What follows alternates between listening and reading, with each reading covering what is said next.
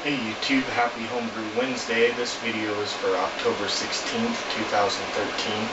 This is my 6th homebrew video.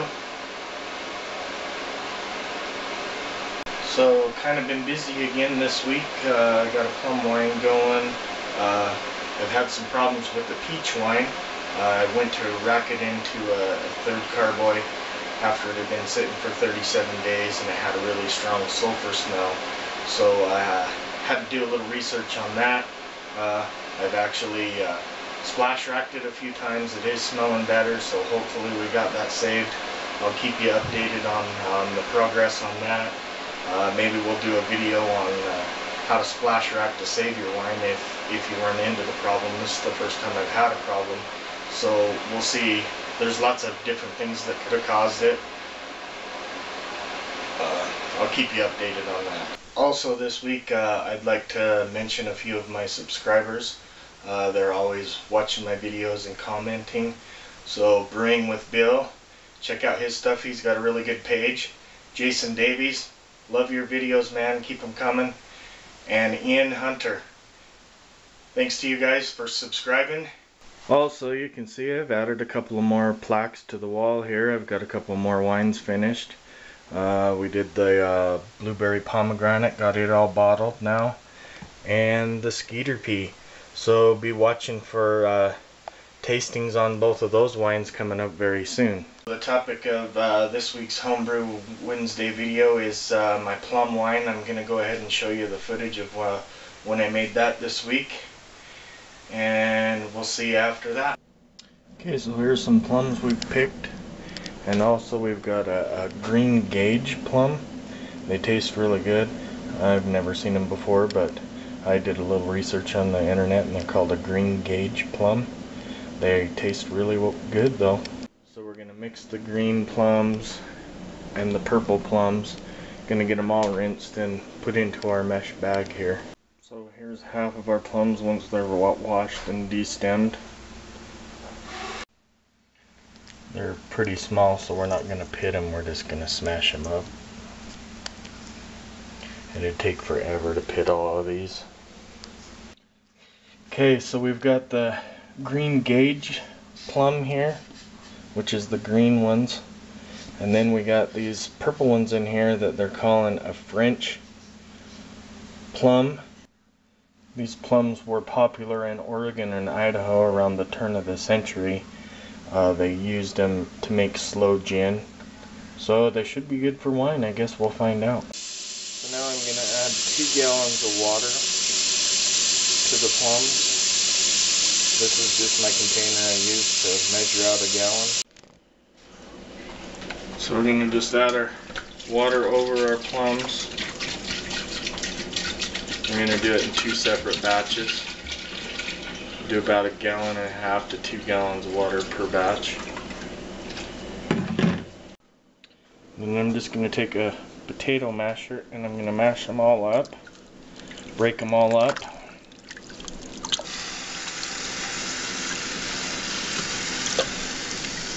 Just try and break them all out as much as you can so you can get the juice and stuff out of them. Okay, so we've got them all mashed up in there. As you can tell, I didn't pit them. There was so many, I just didn't want to deal with it. So I guess we'll see how that turns out. This is just an experimental batch anyway, so they say if you don't take the seeds out, it makes it a little bitter, but we'll see how it turns out. Okay, so it's starting to come to a boil. So we're going to go ahead and tie our bag off here. And we're just going to let it steep for about 20 to 30 minutes. Okay, so now we're just going to go ahead and wash and sanitize everything that we're going to use. And then once we get everything sanitized, we'll start making our wine. Okay, so now it's been 20 minutes. We're going to take our bag out here. I'm going to put it in a sanitized strainer and pan to catch the juices.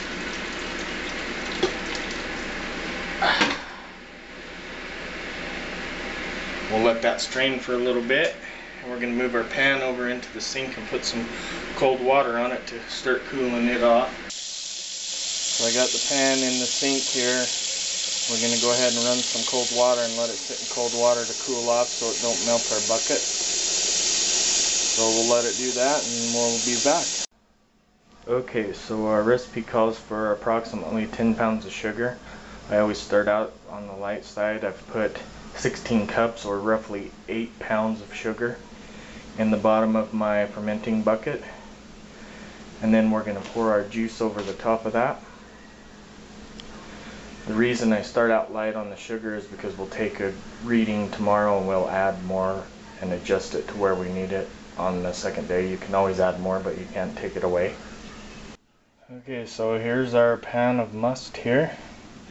And then here's what we've strained off of through the bag through the strainer. We're going to go ahead and add both of those to our bucket now.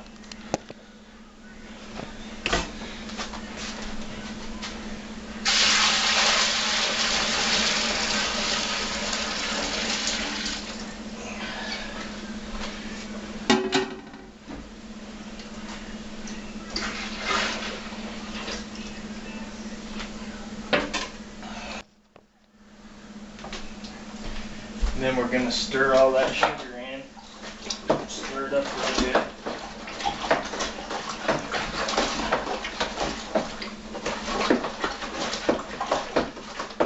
And then we're going to go ahead and keep stirring that up and get our second batch on to go, and we'll add our second batch and we'll be back when we get done with that. Okay, so now we're going to go ahead and add our chemicals. We got acid blend, pectic enzyme, yeast nutrient, yeast energizer, tannin, and potassium metabisulfite. Okay, so we need 6 teaspoons of acid blend,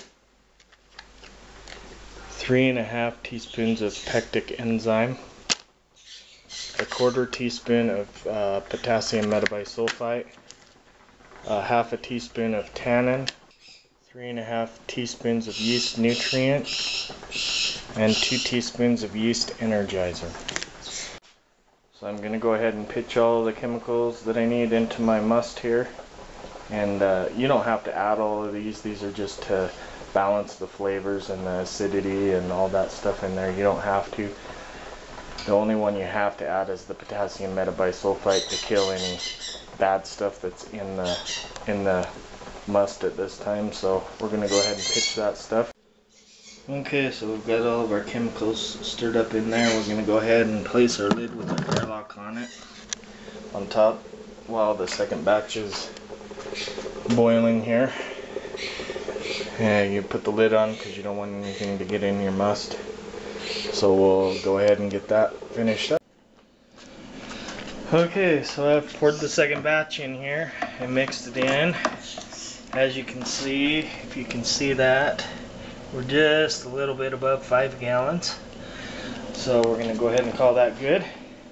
We'll just go ahead and put our lid on it, and we're going to let it sit for 24 hours to let that potassium metabisulfite and some of those chemicals activate and dissipate so it doesn't kill our yeast when we pitch it tomorrow. So we'll see you in 24 hours. I almost forgot we needed to take a hydrometer reading.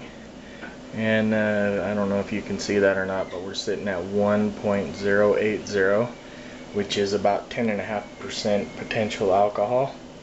We'll take another reading again in 24 hours before we pitch our yeast to see where we're at. So we're just going to go ahead and cover our bucket with our lid here, sanitized lid. We'll cover our bucket and put it in the brew room, and we'll see you in 24 hours. Okay, so it's been 24 hours. I went ahead and took a hydrometer reading. We're at 1.090, which is plenty, so we're going to go ahead and pitch the yeast. So here's our must. We're going to go ahead and give it a stir, just to mix everything back up.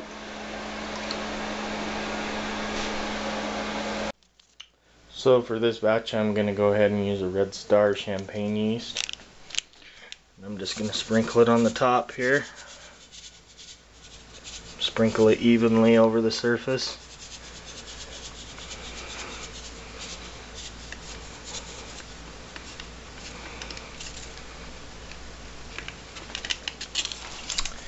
And there we go. We'll cover it back up and let her get going.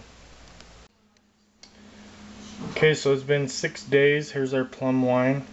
We're gonna go ahead and transfer that into a carboy now. Got everything sanitized and ready to go. So we're gonna go ahead and transfer that now.